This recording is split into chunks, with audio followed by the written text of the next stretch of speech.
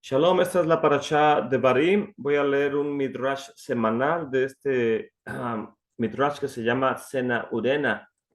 Y el midrash de Barim viene en la página 879. Tiene varios midrashes. Comienza hablando uno de Moshe Rabbeinu, sus reprensiones antes de partir. El segundo midrash dice enseñanzas para una nueva generación. El tercero, entrando a la tierra prometida. El cuarto, una bendición infinita. Y el quinto, los líderes que iban al frente. Y después los jueces y los juzgados. Y son muchos. Viene conquista de los cananitas, honrando a los padres de uno, honrando a nuestros padres, de acuerdo como lo hacía Esab, honrando a nuestros padres, de acuerdo al rabí Ismael, y mi pastor, Amón y Moab, Sihón y Og, y creo que terminan ahí este conjunto de Midrashim. En el de enseñarle a una nueva generación, dice, y Moshe comenzó a explicar esta Torah. Haile Moshe et ha-Torah Hatzot. Moshe explicó la Torah al pueblo de Israel en 70 lenguajes. Aunque Israel mismo había escuchado la Torá del Eterno en el monte Sinaí, aún así Moshe explicó la Torá a los hijos que habían nacido en el desierto, aunque ellos creían que los ancestros se los habían enseñado. Sin embargo, Moshe quiso asegurarse y les enseñó la Torá del Eterno a esta nueva generación. Baruch Hashem. Y entrando a la tierra prometida, Moshe le dijo al pueblo de Israel, el Eterno dijo en el monte Sinaí, ustedes estuvieron en la montaña el tiempo suficiente, ya han hecho suficiente justicia y han recibido la Torá, construyeron el tabernáculo y también han instituido el Sanedrín. Por lo tanto, sigan adelante, continúen. Otro versículo dice el grande el río Peraz. El río Peraz es el más pequeño de los cuatro ríos mencionados en el libro de Génesis, pero ya que fluye muy cerca hacia la tierra de Israel, se le llama el grande, porque uno que se aferra a una persona que es grande, también se convierte en alguien importante. Y otro versículo dice, para darles a ellos y a los hijos de sus hijos después de ellos. Este versículo nos enseña que en la tierra de Israel fue dada primero a aquellos que salieron de Egipto y después a sus hijos y después a aquellos que regresaron de Babilonia y será dada a todo Israel, pero esto será en los días del Mesías. Una bendición infinita es otro midrash. 1000 veces como tantas. Capítulo 1, verso 11. Moshe le dijo al pueblo de Israel, les daré una bendición que tiene un límite, que ustedes pueden llegar 1000 veces tantos como lo son ahora, pero pueda el Eterno bendecirlos sin ningún límite, como Él también nos dijo, ustedes serán tan numerosos como el polvo de la tierra. Los líderes que iban guiando, ¿cómo puedo tolerar todo esto por mí mismo? Moshe dijo, Israel es una carga muy difícil de llevar. ¿Qué significa esto? Que cuando la gente vio que Moshe se iba muy pronto, ellos decían, sin duda hay algún pleito en alguna casa. Si él se iba tarde de la casa de estudio, la gente decía, seguro es que Moshe trata de hacer el bien por ti. Si nos quisiera hacer el bien, se quedaría hasta en la noche y no lo hizo. La cabeza del Beit Din debe venir a la sinagoga en el Beit Midrash, así para que todo el mundo se ponga de pie cuando entra una persona de renombre o de respeto, alguien que estudia la Torah. Y si esa persona se va primero que todos, los demás no se van hasta que él se va. Así aprendemos de Moshe. Cuando él llegaba, la gente se ponía de pie y no deberían irse hasta que él se iba. Algunos sabios dicen que él no debería molestar a la congregación con la necesidad de estar de pie delante de él. Sin embargo, él entraba al Beit Midrash primero y se iba hasta el final. Así para que nadie tenga la necesidad de estar poniéndose de pie por él. Bueno, son algunos midrashes que nos enseñan aquí y que nosotros también debemos aprender a poder poner en práctica en nuestras congregaciones, en nuestras costumbres que tenemos. Y en nuestra congregación ayer fue un día interesante, que después de la conferencia del templo que estuvimos con el favor del Eterno en Mississippi, aprendimos acerca de la liturgia del templo y en lo personal fue un reto tratar de hacer un tipo de técnica de canto litúrgico que es muy emotivo, pero también un tanto complicado si uno no tiene experiencia o alguien que le guíe. Y aún así creí que era propio esforzarnos y ir madurando y creciendo en cuanto a esto. Y estuvo muy bonito, pero no solamente quería mencionar esto, sino también que cuando llegan personas de edad a la congregación y hay jóvenes sentados en las mesas, y los estoy observando y veo que no se ponen de pie para saludar a las personas. Al contrario, las personas adultas son las que se acercan a nuestras hijas, nuestros hijos, y les digo a estos jóvenes, tienen que ponerse de pie cuando ven que viene una persona de edad y acercarse y saludarlos. Entonces, lo que trato de decir que cada reunión es una oportunidad de imitar lo que se espera que el pueblo de Israel nos comportemos. Este tipo de conducta aún se enfatiza en el mundo secular. Cuando yo recuerdo cuando era chico, ah, llegaban nuestros tíos o personas de respeto a nuestra casa y nos pedían que les saludáramos, que nos pusiéramos de pie, algunos hasta que les besáramos la mano. Y esos tíos, cuando les saludábamos así, también nos daban algunas monedas para ir a comprar algo a la tienda. Entonces, ¿quién no querría hacerlo si le daban un premio, verdad? Pero en el pueblo de Israel se enfatiza este tipo de respeto porque la Torá así lo dice, delante de los de pelo blanco te pondrás de pie.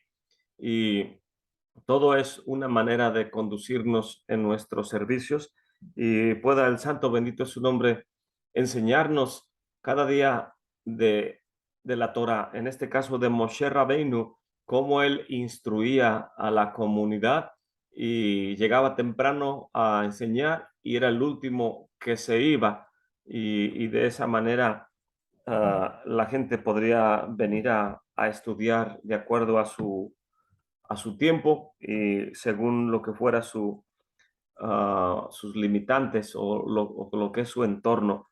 Cosa que si hoy en día estuviéramos Moshe Rabbeinu, ¿quién no quisiera estar sentado aprendiendo ahí todo el día desde que amanece hasta que anochece, escuchar las palabras del justo, como en los días del Mesías, que toda la gente escuchaba, que salía gracia de sus palabras? Y él decía, las palabras que yo les hablo no son mías, sino de aquel que me envió.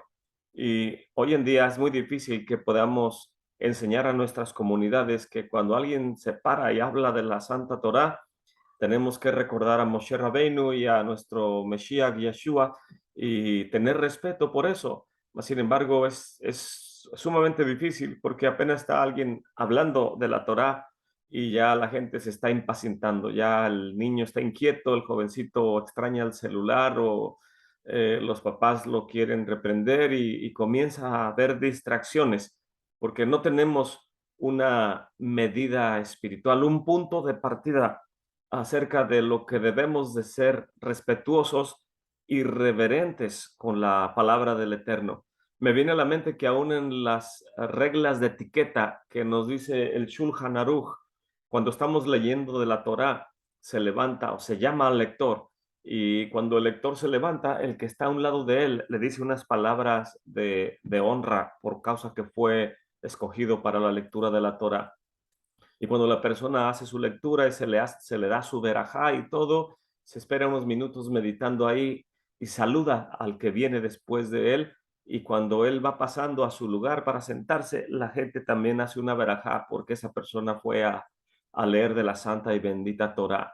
Cuando termina el servicio, no nos levantamos para irnos rápido, nos queremos quedar y estamos unos minutos meditando en la santa y bendita Torá, en el servicio. Pensamos en el monte Sinaí, en el jardín del Edén, en el Mesías cuando vino, en el santuario, todas estas hermosas uh, ilustraciones que puede nuestra mente tener, porque aún la imaginación de nuestro entendimiento está limitado a lo que aprendimos en el mundo secular. Tenemos aún que santificar nuestra imaginación para poder visualizar lo que la narrativa bíblica nos trata de transmitir.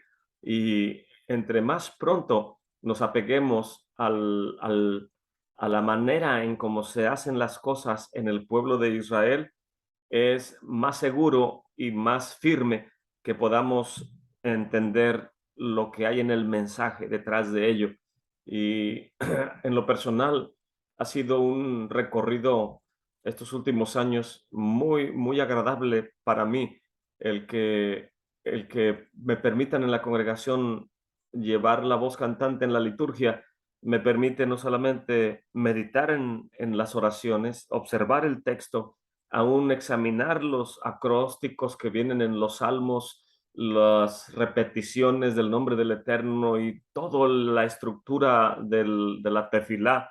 Es un honor que si no estuviera ahí, tal vez no me fijaría en todas esas cosas, lo cual me anima a estar buscando respuestas a ese tipo de, de estructuras que tienen un mensaje en sí mismas y que todo está basado en el servicio del templo. Entonces, es algo muy emotivo estar constantemente meditando, viendo qué es lo que nos quiere mostrar la estructura, en este caso de la oración, la estructura en el caso de las lecturas de la parashá, y aún el orden de cómo está estructurada las órdenes de las parashots, ya sea en el ciclo anual o en el ciclo trianual, todo tiene una razón.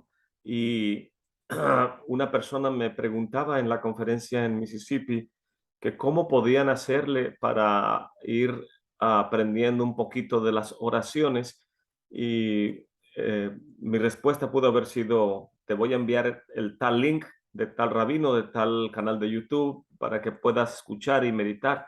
Pero esa es la respuesta fácil.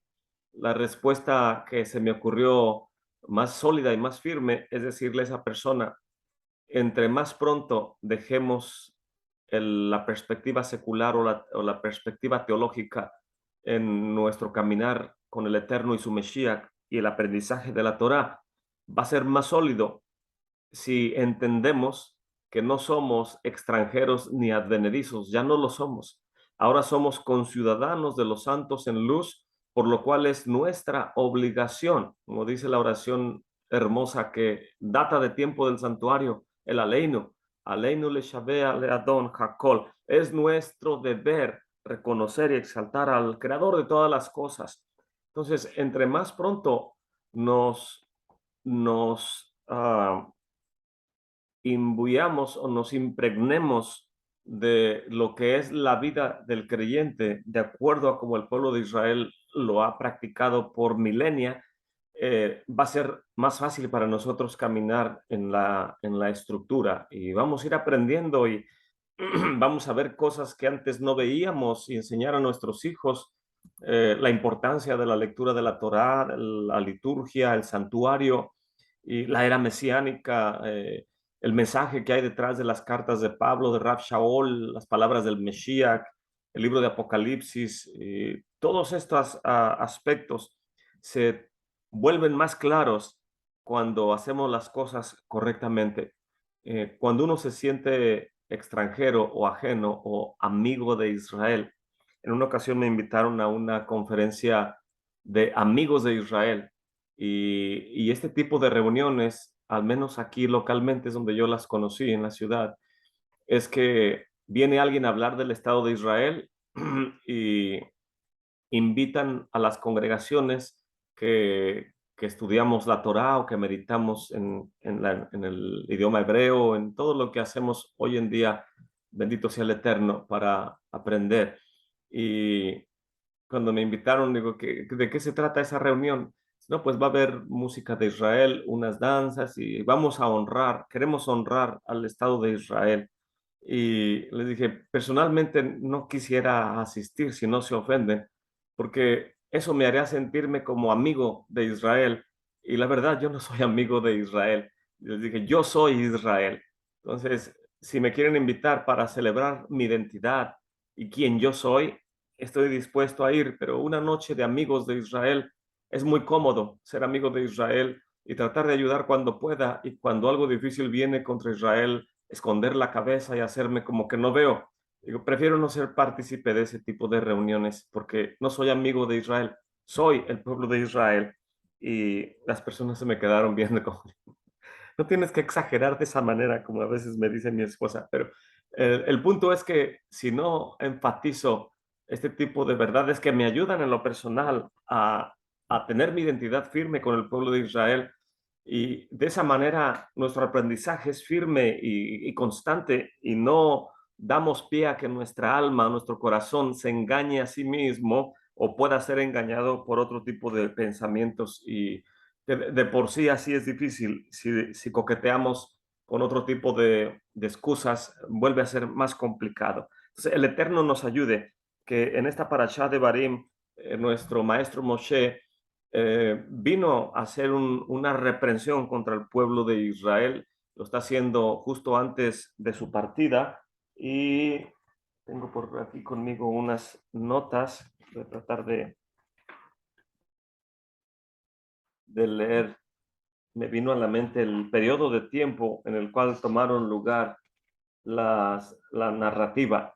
Y el libro de Génesis fue escrito durante un periodo de generaciones y generaciones. Se nos narra desde el jardín del Edén hasta el final del libro que nos narra toda la genealogía, los hijos de Israel, Abraham, Isaac, Jacob, las tribus, toda la narrativa que viene ahí toma lugar por generaciones.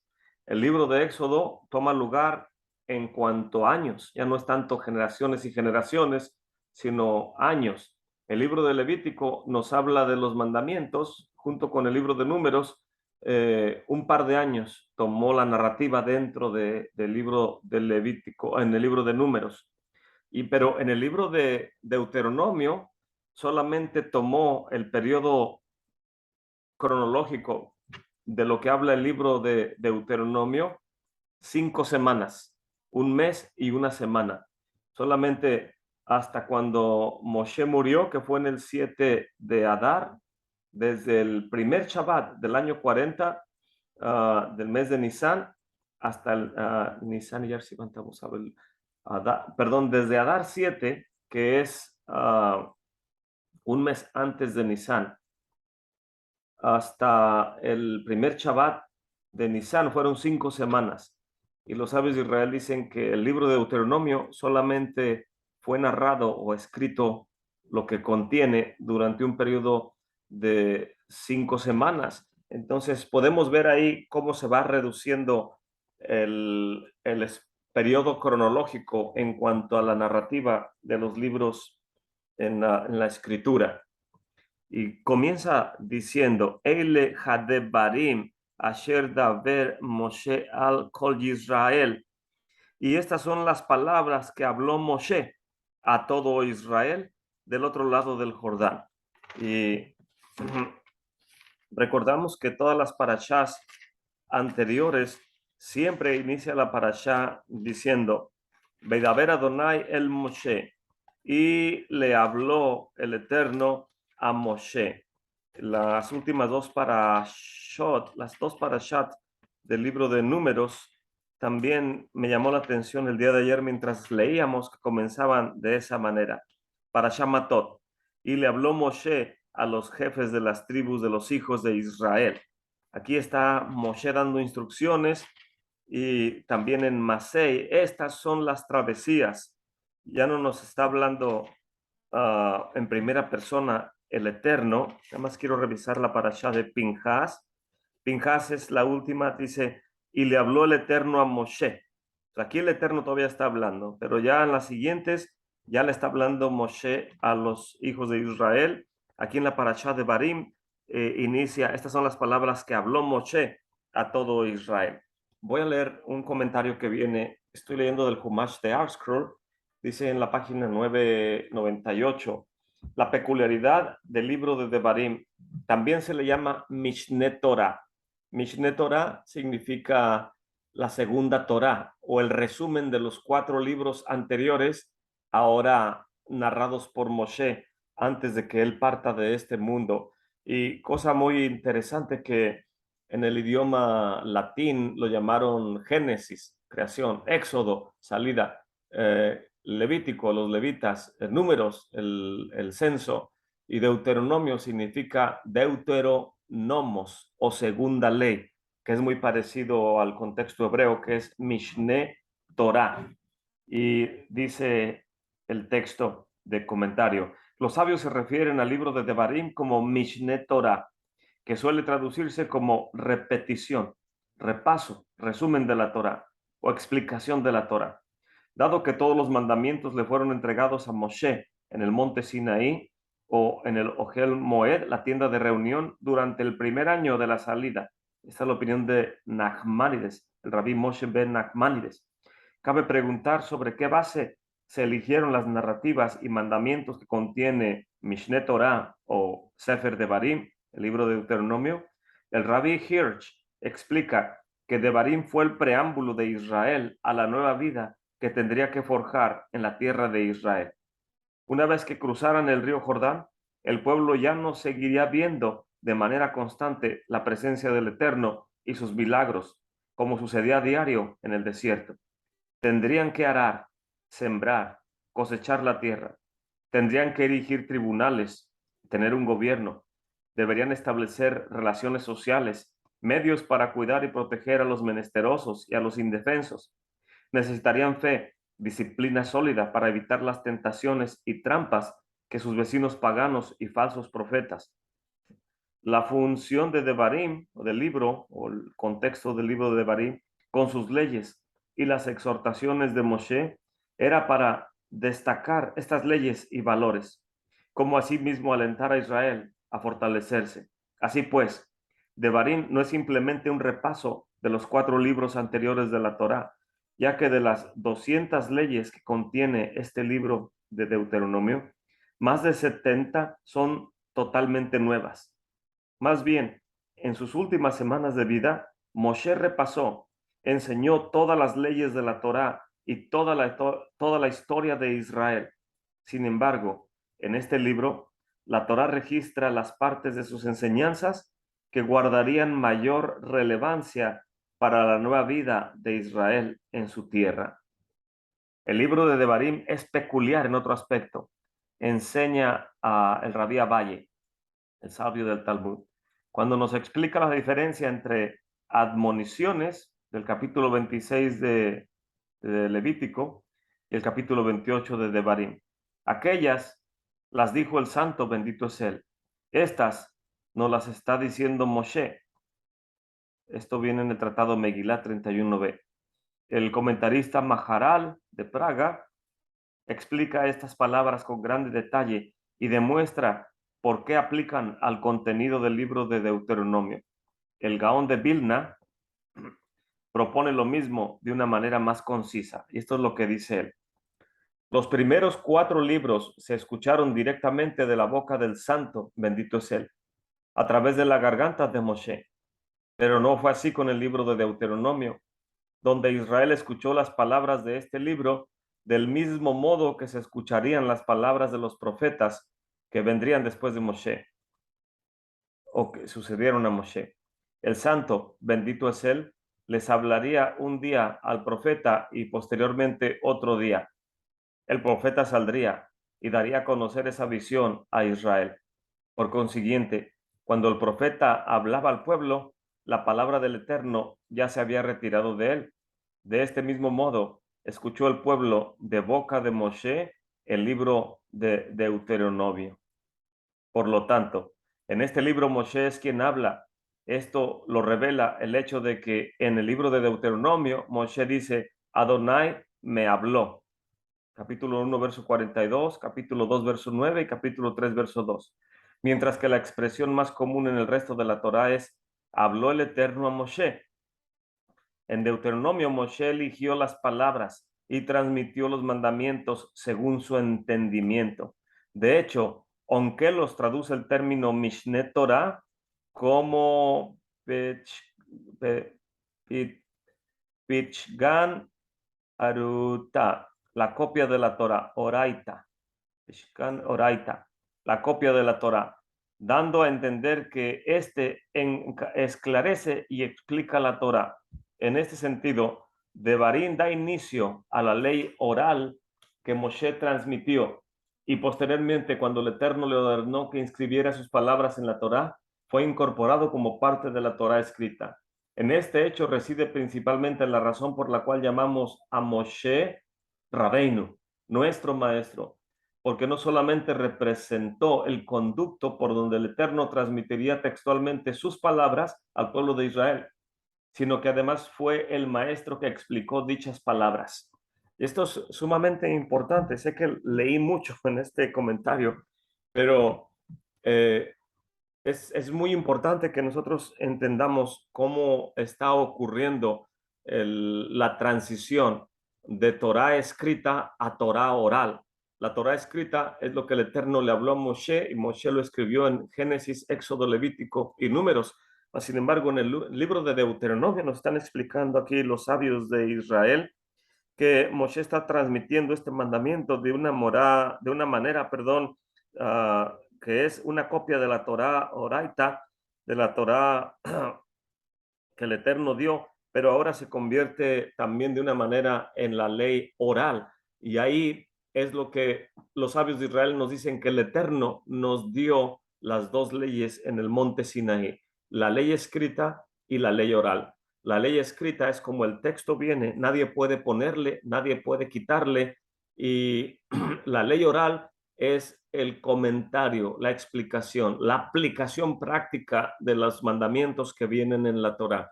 En la Torá vienen 613 mandamientos, y de los cuales algunos son positivos y otros son negativos. Los positivos es y harás esto y harás aquello. Los negativos es y no harás esto y no harás aquello. De los 613 positivos y negativos, la Torá nunca nos explica cómo hacer los positivos ni cómo no hacer lo que nos prohíbe. La Torá simplemente los pone ahí. Y este es un grande problema a través de todas las generaciones, porque la gente que desgraciadamente se ha quedado estacionada en el veneno de la reforma de Lutero, que clavó las 5 solas en las puertas en aquel tiempo de donde se daban las noticias en esas ciudades, en esos pueblos. La gente venía y veía lo que estaba ahí en esos muros o en esas puertas. Y una de las 5 solas es sola escritura, y en el cual trataba él posiblemente lo hacía de una buena manera, de que la Iglesia Católica solamente ellos daban la interpretación del texto. Y él trató de decir, la interpretación del texto no es solamente para el clero, es la escritura misma la que tiene que explicarnos. El caso es que en la mente hebrea no sucede de esta manera, porque es imposible que la escritura misma se describa, porque no lo hace. Sería un compendio enorme. El mismo libro de Juan, si no me equivoco, dice, y el Mesías Yeshua hizo tantas cosas que no habría suficiente espacio para poder escribir todas las maravillas que él hizo cuando estuvo en este mundo. Su ministerio solamente fueron 3 años y medio. ¿Cuántas maravillas no habrán visto los ojos de Juan? ¿Y cuánto no habrá escuchado la gente de esa generación acerca de los hechos de este justo para decir, no hay suficiente tinta en este mundo, ni hay suficiente papel para poder escribir todo lo que conlleva a la venida del Mesías y a la redención que ha venido a este mundo por causa del nacimiento de este justo? Y la ley oral tiene esa peculiaridad, nos va guiando, nos lleva de la mano, nos explica, esta es la manera de hacer este mandamiento y esta es la manera de no transgredir este mandamiento negativo. Y eso es algo muy hermoso. A los sabios de Israel se les llama las palomas, los ojos del pueblo, porque ellos ven más allá de lo que nosotros podemos ver. Y hoy en día vemos por todos los lugares esa cosa, no sé cómo llamarle. Estaba viendo un post en el Facebook el otro día, voy a tratar de recordar, que cómo las personas se llenan de estrés, de angustia, de alguna manera en sus vidas por diferentes razones. Pero a mí me parece sumamente angustioso, de igual manera como una persona que es homosexual no fue creado para vivir ese estilo de vida y trata de justificar de alguna manera o de otra, junto con otros que tienen ese problema como él o como ella, la razón por la cual debe ser aceptado. Mas, sin embargo, el Eterno simplemente creó al hombre y a la mujer, no creó aspectos intermedios de ellos dos, de tal manera que uno es hombre o uno es mujer, no hay un lugar intermedio. Y cuando yo medito en este tipo de preferencias de algunas personas, del ser humano, que está posiblemente en una vida llena de angustia. Y créame que no es placentera la vida de una persona que practica este estilo de vida.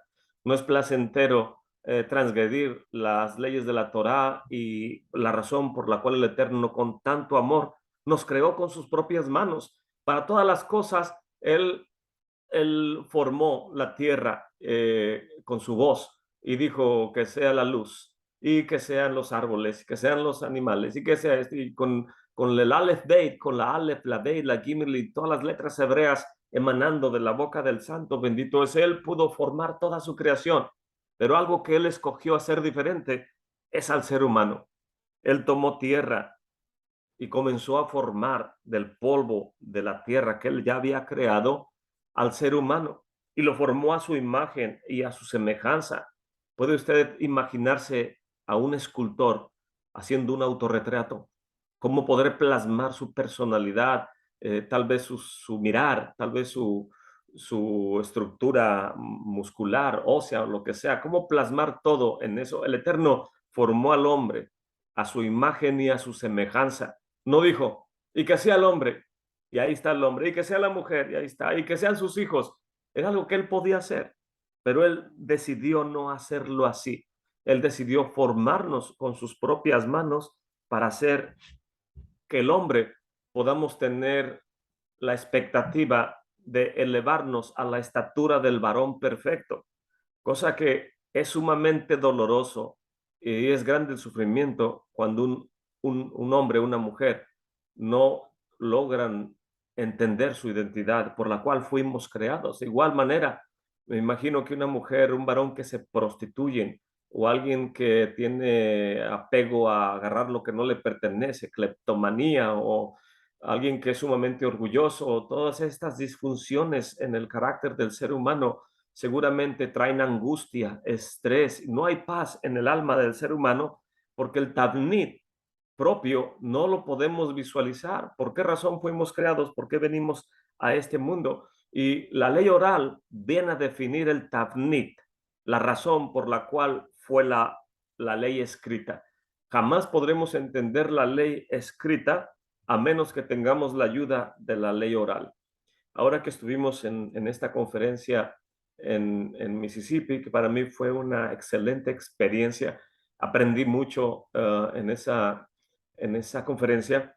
Estábamos en un momento que era de preguntas y respuestas y una hermana en la audiencia preguntó, ¿podrían ayudarme a explicarle a otras personas acerca de la pronunciación del nombre del santo, bendito es él?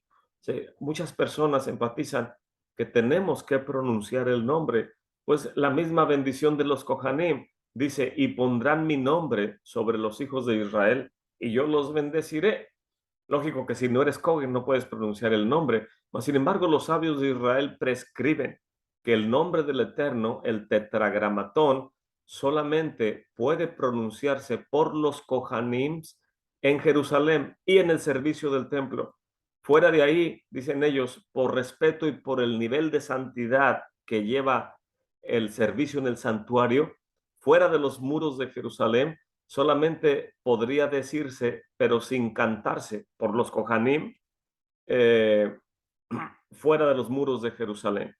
Fuera de la tierra de Israel, también lo pueden decir los Kohanim, pero sin cantarlo. Entonces, por lo cual cuando entendemos esas limitantes de la santidad del nombre del santo, bendito es él, entendemos que los padres de familia no lo podemos cantar fuera de Israel y además que no somos Kohanim.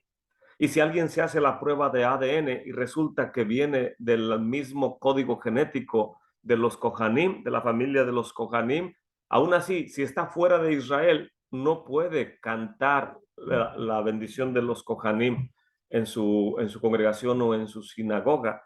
Entonces, hay cosas que la ley oral nos explica con claridad, pero hay cosas que la ley escrita no nos da los detalles de ello, por lo cual necesitamos ir a aprender de los sabios de Israel, cosa que la gente que creció con el concepto de sola escritura jamás se va a dar una oportunidad de poder escuchar a los sabios de Israel, porque dicen, aquí dice en el texto claramente que pondrás mi nombre sobre los hijos de Israel.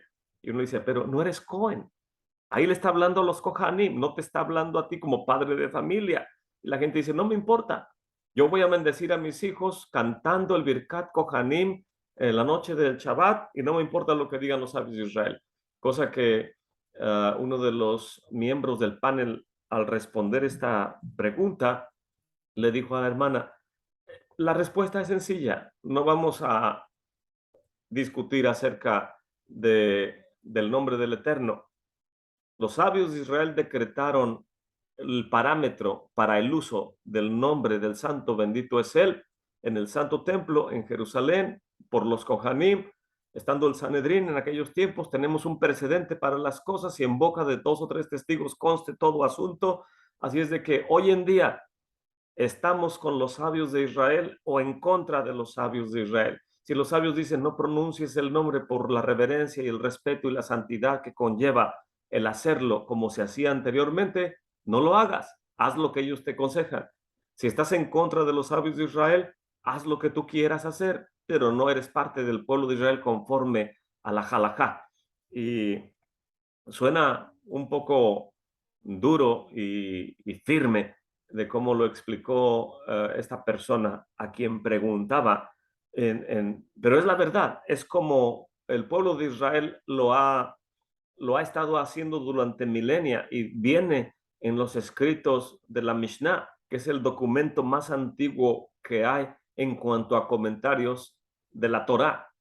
Entonces, si no tenemos un testigo, 2 testigos acerca de lo que decimos, no podemos elaborar al respecto. Cuando vienen personas y me dicen, hermano, ¿sabía usted que el texto del Nuevo Testamento está corrupto? Y yo les digo, dame 2 con la evidencia. Dame 2 versículos, dos historiadores que digan el versículo tal del libro de Mateo y el tal versículo del libro de Juan fueron alterados por la Iglesia Católica en tal fecha, en tal momento, porque antes de esto se decía de esta manera. Cuando tenemos la evidencia, en cualquier corte de ley funciona así. Puede uno ir a ser acusado de alguna cosa y el juez va a decir, ok, ¿cuál es la evidencia? ¿En base a qué voy a juzgar a este individuo? ¿Que hay a su favor, que hay en contra de él? De igual manera, se prescribe en el estudio de la Torá. En boca de 2 o más testigos conste todo asunto. Si solamente hay un testigo y su reputación no es de acuerdo a lo que requiere el Sanedrín para ello, no le van a tomar en cuenta. ¿Y para qué perder el tiempo con eso? No se puede desarrollar un caso legal si uno está tratando de empujar una idea personal o algo que suena agradable a lo que yo también pienso, pero si no lo puedo probar, es por demás que quiera anidar esa posibilidad si no tengo la evidencia. Entonces, es muy serio en cuanto a cómo leemos la escritura, cómo interpretamos la escritura. En lo personal, antes de emitir una manera de pensar personal, porque tampoco podemos disertar, pues ya fue disertado por los sabios de Israel durante miles de años muchos de los textos. Cuando nosotros observamos el texto, ¿qué es lo que hacen los rabís? Por ejemplo, tengo yo aquí conmigo aquellos libros amarillos que están ahí, es el Zohar. Pregúnteme cuántas veces he leído al menos un capítulo entero de alguno de esos 10 libros que están ahí. Ninguna, porque es un texto que está más allá de mi entendimiento. Mas, sin embargo, cuando una persona me hizo un donativo y dijo, hermano, quiero darle este donativo para lo que usted quiera, y dije, quisiera tener un set del Zohar para cuando el Eterno me prepare, tal vez pueda aprender un poco de las parashats. Y dijo él, lo que usted quiera pueda hacer. Dije, ok. Entonces, gracias al Eterno pude comprar esos textos, pero no estoy capacitado, no tengo un maestro encima de mí que me pueda explicar el nivel de narrativa que viene en ese tipo de documento. Mas, sin embargo, cuando no tenemos ese nivel, puede uno ir a la enciclopedia judaica, que es aquellos tomos que tenemos ahí en color marrón, y también esta de color verde es la enciclopedia judaica. Y todas las series de comentarios allá arriba en el color azul tengo el Midrash, y de este lado en el color azul tengo la Gemara. Y aquí tengo algunos tomos del Mishneh Torah, que son más de 20 tomos, más sin embargo no podemos a veces tener todos los que necesitamos. Me da risa porque en aquel libro azul, cremita que está allá arriba, en la orilla, es el Meam Loes. También son más de 20 tomos, nada más tengo el primero. Y un hermano amablemente me obsequió esta versión del Talmud de la casa editorial de Koren, pero estos son comentarios también de ArtScroll en el libro de Salmos, en las festividades, y comentarios de la Torá, que para uno poder emitir un entendimiento, tiene uno que agotar lo que ya ha sido expuesto durante generaciones. Y una vez que aprendemos de ello, podemos meditar cómo todo eso y el Brit Hadashah tienen una armonía y cómo aplicar todo eso a nuestra vida. En realidad es una tarea de toda una vida, es un estilo de vida. La santa y bendita Torá no es algo que puedes estudiar, no es algo que puedes ir un fin de semana con banderas de Israel y sentir bonito porque estás yendo a un lugar así. Somos Israel. Debemos comportarnos como Israel. Debemos hacernos a la idea de que ya hay una manera en cómo las comunidades debemos de regirnos en base a los consejos de Moshe Rabbeinu, quien es el primero que interpreta la ley escrita y da pauta a la ley oral, como es la Mishnah, la Gemara, el Mishneh Torah del Rambam, que está aquí arriba. Por aquí tenemos Rashi. Estos son comentarios de los profetas. Por allá tengo no veo mi set de Rashi. Pero por ahí tenemos todos los comentarios de los sabios de Israel. Entonces, si Moshe Rabbeinu, quien nos enseñó acerca de la santa y bendita Torá, nos da una pauta a seguir, ¿quiénes somos nosotros para decir que esa no es una manera correcta de buscar respuesta a la narrativa bíblica? Pues aquí en el libro de Deuteronomio, Moshe Rabbeinu en 7 semanas viene y explica a la nueva generación que va a entrar en la tierra prometida cómo es que debemos de comportarnos y enseñar a nuestros hijos, y la responsabilidad que tenemos el pueblo de Israel de poder entrar a la tierra y poner en práctica todo lo que nos dicen aquí los rabinos. Quiero hacer hincapié en este punto antes de que se me olvide. Dice la parte, el párrafo inferior de la página 998 del Humash de ArtScroll. Por lo tanto, en este libro Moshe era quien hablaba. Esto lo revela el hecho de que en Deuteronomio Moshe dice, Adonai me habló, mientras que la expresión más común en la Torah es habló Adonai a Moshe, Vedaber Adonai el Moshe. En el libro de Deuteronomio, Moshe eligió las palabras y transmite los mandamientos según como él lo entendió. Onkelos, en el Targum, él lo interpreta y traduce el término Mishneh Torah como una copia de la Torah, dando a entender que este esclarece y explica la Torah. Algunos sabios de Israel creen, o algunos estudiosos más bien dicho, creen que Onkelos era ni más ni menos que Aquila, el que narra el libro de los Hechos, que que se acercó a Apolos, alguien poderoso en las escrituras. Pues algunos creen que Onkelos es Aquila. Entonces, si Aquila es creyente en el Mesías y él está dando una interpretación de lo que Moshe está diciendo aquí, que Moshe está esclareciendo y explicando la Torá de acuerdo al texto bíblico, o sea, está dando un comentario, es muy importante. Ya no está hablando el Eterno, ahora está hablando Moshe a como él con su mente entrenada por la enseñanza del Eterno, él puede hablarnos acerca del texto. ¿Oyeron que fue dicho? Es como si Moshe dijera en el libro de Deuteronomio, ¿oyeron que fue dicho en Números o en Levítico y le habló el Eterno a Moshe? Pero yo les digo, ahora en Deuteronomio, Moshe está hablando, está dando su interpretación del texto.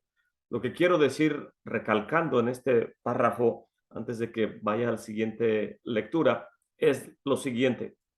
Cuando en la Biblia Moshe escribió en el libro de Génesis que fueron él y Aarón con el faraón y estuvieron dialogando con el faraón, mi pregunta hacia ustedes es, ¿habló faraón en hebreo o en egipcio? Lógico que habló en egipcio, mas sin embargo lo que faraón habló en el diálogo con Moshe, Moshe lo está traduciendo a la Torá en el idioma hebreo. Mi segunda pregunta es, ¿debo aprender egipcio para aprender el contexto del diálogo entre Moshe y Faraón?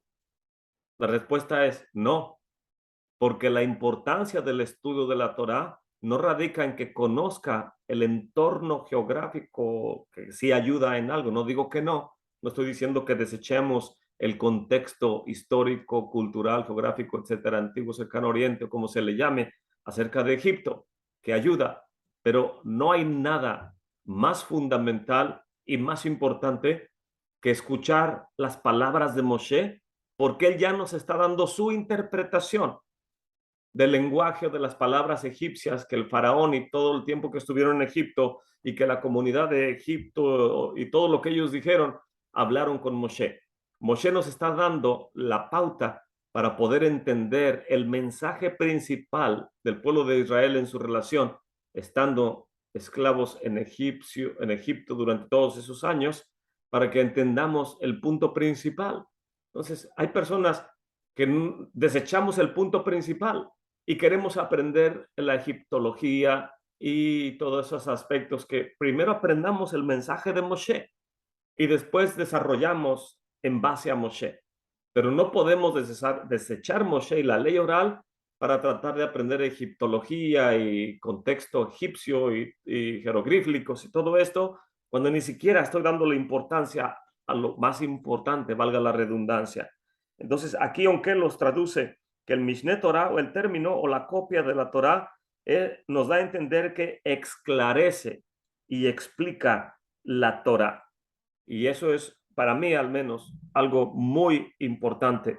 Antes de ir a escuchar a una persona que habla del hebreo académico y antes de ir a escuchar a maestros de Torah, que cuando usted les pregunta, disculpe, ¿y usted qué nusach sigue en su congregación? Y que las personas digan, no soy religioso, soy académico, estudio el hebreo y la Biblia solamente como un maestro. Yo lo que hago es doy unos pasos hacia atrás y digo, ok, muchas gracias, pero no. Prefiero aprender de los rabís, prefiero aprender de los sabios de Israel, prefiero aprender de quienes interpretan el texto conforme a Moshe quiere transmitirlo a su generación y no desviarme fácilmente por puntos de vista que no tienen temor del cielo, sino que tienen más un apego a la academia o a formar una escuela de hebreo o cualquiera que sea su razón. Es válida. En este mundo todo el mundo tenemos razón para tener un sustento de alguna manera, pero en cuanto a mi espiritualidad, no la voy a arriesgar con alguien que no tiene temor del cielo. Entonces, es muy importante el libro de Deuteronomio en cuanto a qué es lo que Moshe quiere transmitirnos. Y voy a terminar, sé que he tomado mucho tiempo tratando de explicar estas ideas, pero en el verso 6 del capítulo 1 dice Adonai Eloheinu, y es muy importante también, porque aquí se está refiriendo a Adonai como nuestro Elohim. Entonces, podemos usar sustitutos. Claro, Moshe lo está haciendo aquí, Entonces la gente quiero usar el tetragramatón, usa Elohim, usa Adonai, ¿cuál es el problema? Si Moshe lo hacía, ¿acaso eres mayor tú que nuestro maestro Moshe? La gente muchas veces es muy necia en su falta de entendimiento del nivel de santidad que las cosas en la narrativa bíblica toman lugar, porque no nos lo han enseñado de esa manera. Somos más descarados que reverentes, somos más rebeldes que respetuosos, y eso tiene que cambiar. No porque yo lo diga, puede seguir siendo rebelde e irreverente y respetuoso toda la vida que usted quiera, pero es cansado y al último va a terminar volviendo al camino. Yo sugiero, usa tus energías, tus finanzas y tu tiempo lo más pronto que puedas, identificándote como Israel y madura para que crezcas en lugar de perseverar en tus propias ideas. Adonai Elokeinu le habló a nosotros en Horeb, diciendo, bastante han morado ustedes en esta montaña. Vuélvanse y emprendan su marcha. Vengan a la montaña del Amorreo y a todos sus vecinos en el Arabá, en la montaña, en el valle y en el sur, en el litoral marino, la tierra del Cananeo y del Líbano, hasta el río grande, el río Éufrates. Ve, he entregado delante de ustedes la tierra. Entren y posean la tierra que Adonai juró a sus padres, a Abraham, a Isaac y a Jacob, para dárselas a ellos y a su descendencia después de ellos. Y dije a ustedes en aquel tiempo diciendo, no puedo cargarlos yo solo. Adonai Elokejem, Adonai su Elohim, los ha multiplicado a ustedes. Y aquí que ustedes son hoy como las estrellas del cielo por numerosos. Que Adonai, el Elohim de sus padres, les aumente como el número de ustedes 1000 veces, los bendiga como habló a ustedes. ¿Cómo habré de cargar yo solo su conflictividad, sus cargas y sus pleitos? Presenten para ustedes hombres distinguidos, sabios, entendidos y bien conocidos entre sus tribus, y los designaré como jefes. Y me respondieron y me dijeron, bueno es lo que has propuesto que se haga. Betanú, estoy tratando de ver el texto. Jabolekem, Anashim Hakamim, hombres de sabiduría, distinguidos, entendidos, bien conocidos. Pues vemos aquí que Moshe está diciéndole a los líderes de las tribus, de toda la comunidad, qué tipo de características deben ser las que califican a los que van a ir guiando al pueblo. Deben ser hombres distinguidos, sabios, entendidos, bien conocidos entre sus tribus, y los designaré como sus jefes. Entonces tenemos que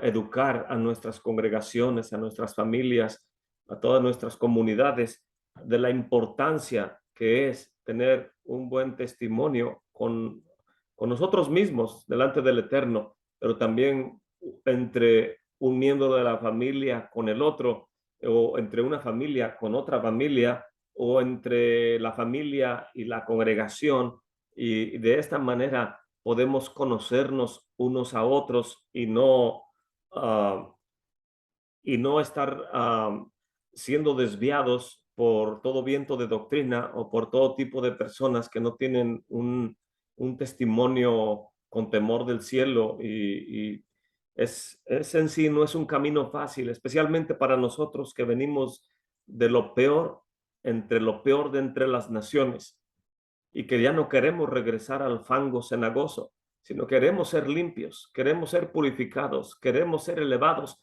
queremos ser transformados. Entre más pronto nos apeguemos a lo que la ley escrita y la ley oral prescriben para los no judíos en cuanto a todo esto, que tememos del cielo y tenemos entendimiento del Mesías que el Eterno dio al pueblo de Israel y el pueblo judío, y todo este contexto y conceptos, entre más pronto ubiquemos nuestra identidad y el entorno que nos rodea para poder ser parte del pueblo de Israel y reconocer que somos injertados en el olivo natural, nos va a ayudar todo esto para ser mejores individuos.